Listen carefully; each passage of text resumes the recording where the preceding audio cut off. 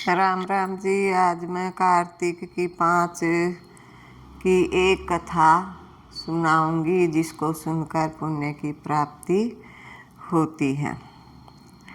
एक ब्राह्मण थी ब्राह्मण और ब्राह्मणी थे। 7 कोस गंगा जमुना नहाने जाया करते थे। ब्राह्मणी बहुत थक जाती थी।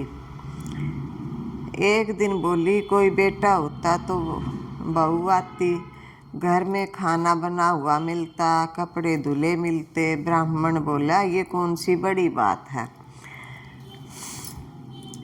आज मैं तेरे लिए बहू लाऊंगा।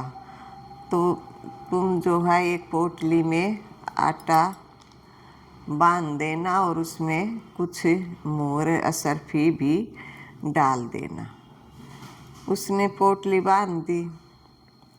ब्राह्मणी सोचती कि ऐसे भी कोई बिना बेटे के बहू आती है क्या, पर उसने फिर भी जो है आटे की पोटली बांध दी। ब्राह्मण चल दिया। रास्ते में कुछ लड़कियां जमुना के किनारे घर बना रही थी। घर बना आकर उनको तोड़ती। एक लड़की कहती है कि मैं तो अपना घर नहीं तोड़ूंगी, क्योंकि मुझे तो घर जो है रहने के लिए चाहिए। उसने ब्राह्मण ने सोचा कि ये लड़की बहुत ही समझदार है और इसको जो है अपने साथ बहू बनाकर ले जाता हूँ। तो वो उसके पीछे पीछे चल पड़ा। घर पहुँची तो कहने लगा ब्राह्मण कि बेटा, ये मेरे पास जो आटा है इसकी 4 रोटियां बना देना और अपनी माँ से कहना कि इस आटे को छान ले। तो उसने ऐसा ही किया। माँ से कहा कि माँ आटे को छान ले, क्योंकि जो बाहर खड़े हैं ब्राह्मण, वे किसी दूसरे के घर का कार्तिक मास में भोजन नहीं करते, तो इनके आटे का आप भोजन बना दो। तो उसकी माँ ने हाँ कर दी और जैसे ही उसने आटा छाना तो उसमें मोर असरफी निकली। अब वो कहने लगी कि जिसके आटे में इतनी मोर असरफी हैं तो उसके तो जो है घर में पता नहीं कितना भंडार भरा होगा, कि ये तो जो है बहुत बड़ा धनवान है। तो वो कहने लगी, जब वो रोटी खा रहा था ब्राह्मण, तो बोली कि क्या आप जो है लड़के की सगाई करने के लिए जा रहे हो। बाबा कहने लगा कि मेरा कोई लड़का काशी जी पढ़ने गया हुआ है कि मैं और अगर तुमको हो तो खंडे कटारे से तुम्हारी लड़की को ब्याह कर ले जाऊं। अच्छी बात है बाबा, ब्याह कर ले आया।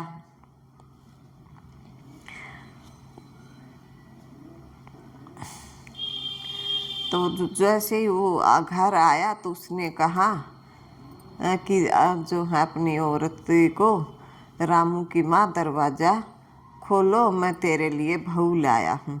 बुढ़िया बोली, दुनिया तो बोली मारती है, तू भी बोली मार रहा है। मारे जो है 7 जन्म से भी कोई बेटा नहीं है, तो बहू कहाँ से आएगी। तो उसने फिर आवाज़ लगाई कि नहीं तू किवाड़ तो खोल। उसने किवाड़ खोल कर देखा तो बहू खड़ी थी। सास आदर के साथ उसको अपने साथ अंदर ले आई। बूढ़े बुढ़िया नहाने जाते, बहू सारा काम करती, खाना बनाती, कपड़े धोती, रात को उनके पैर दबाती। इस तरह जो है काफ़ी समय बीत गया।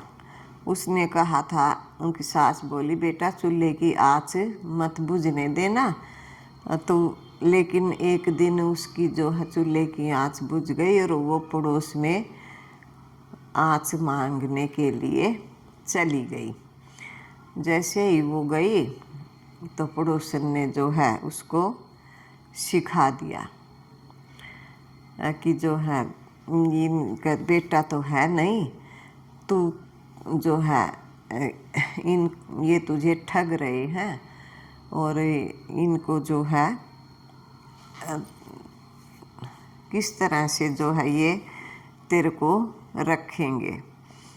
तो उसने कहा कि नहीं, इनका बेटा तो काशी पढ़ने के लिए गया हुआ है। बोली नहीं नहीं, ये तेरे को जो है झूठ बोलते हैं, इनका 7 जन्म तक भी कोई बेटा नहीं है। तो वो उसने कहा कि अब क्या करूं मैं। तो उसने जो है उसको सिखा दिया बहू को कि तू अब ऐसा करिए कि जाकर ना जब खीर बनाए तो खीर का चमचा जो है वो चावल में डाल दिए और चावल का चमचा जो है दाल का चमचा खीर में और खीर का चमचा दाल में डाल दिए। इससे जो है वो स्वाद खराब हो जाएगा। रोटी जो है जड़ी भुनी बना दिए। तो इस प्रकार जो है वो उसने ऐसा ही किया।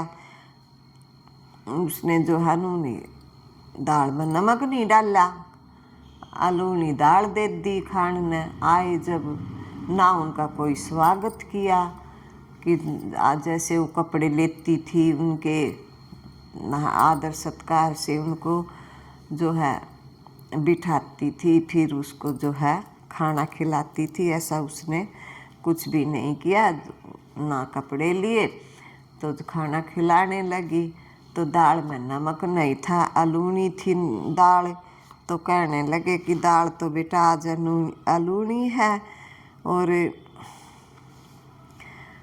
तो कहने लगी सासू जी आप तो जो है एक दिन आलूनी खाओगे, लेकिन मैंने तो सारी उम्र आलूनी रहना है।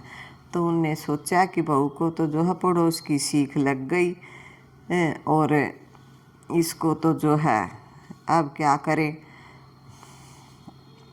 रात को जब बहू सो गई तो सुबह भागी भागी पड़ोसन के गई।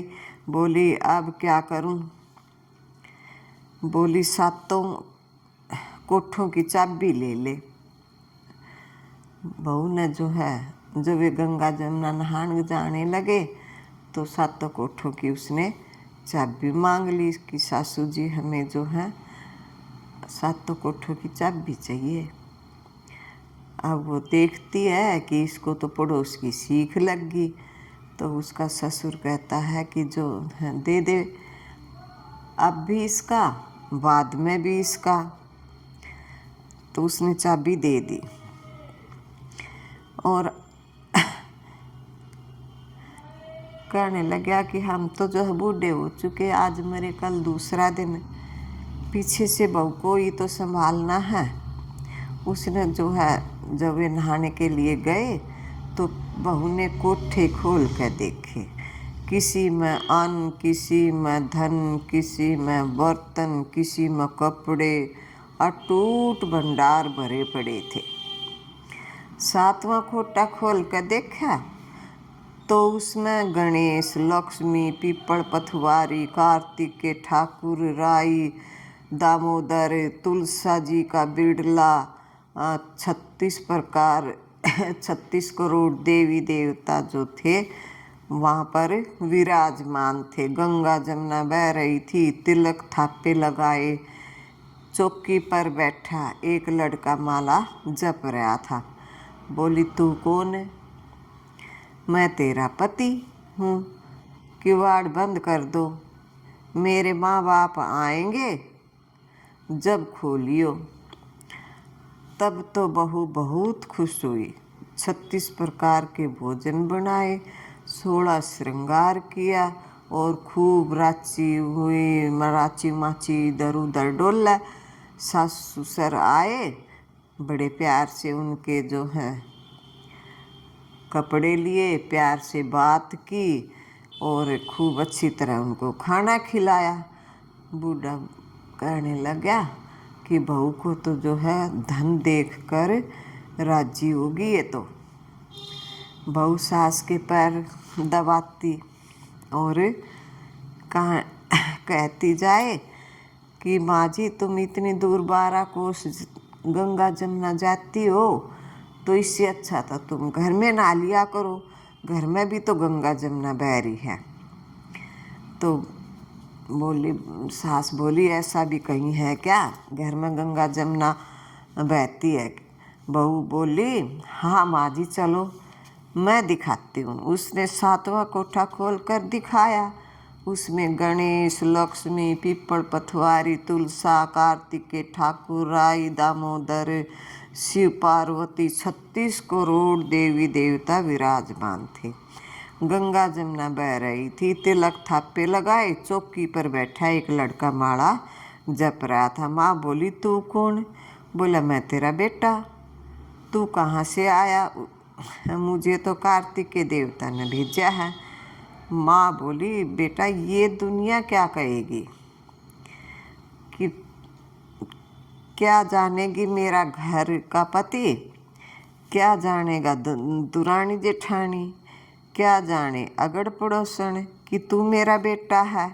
उसने पंडित से पूछा तो वह बोला परली पार से बहू बेटा खड़े हों।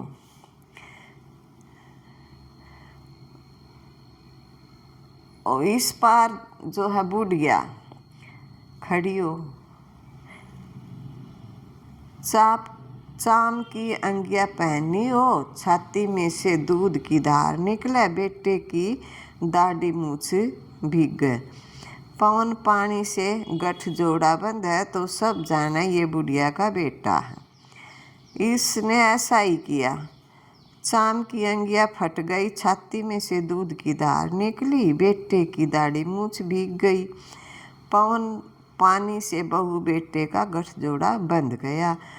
ब्राह्मण ब्राह्मणी बहुत खुश हुए। हे कार्तिकेय ठाकुर, राई दामोदर, कृष्ण भगवान जैसे उसे बहू बेटा दिए वैसे सबको दियो। जैसे उसकी इच्छा पूरी की वैसे सबकी करियो। जो कहे और जो सुने हुंकारे भरे उसको भी जो है खूब टूटियो। उसको भी खूब जो है इसी प्रकार से धन दौलत देना, बेटा बहू देना और खुशियों से उसका दामन भर देना। तो ये मेरी एक कहानी थी जिसके सुनने से कहने से पुण्य प्राप्त होता है। जो जाते हैं गंगा जमुना नहाने के लिए तो वहाँ पर पूजा पाठ करने के लिए बैठते हैं और इस कहानी को कहते हैं तो इससे पुण्य की प्राप्ति होती है। अगर मेरी कहानी पसंद आई हो, अच्छी लगी तो इसको लाइक शेयर और पहली बार हो तो सब्सक्राइब करना और कमेंट्स लिखना कि ये कहानी कैसी लगी। देखने वाले सभी को धन्यवाद।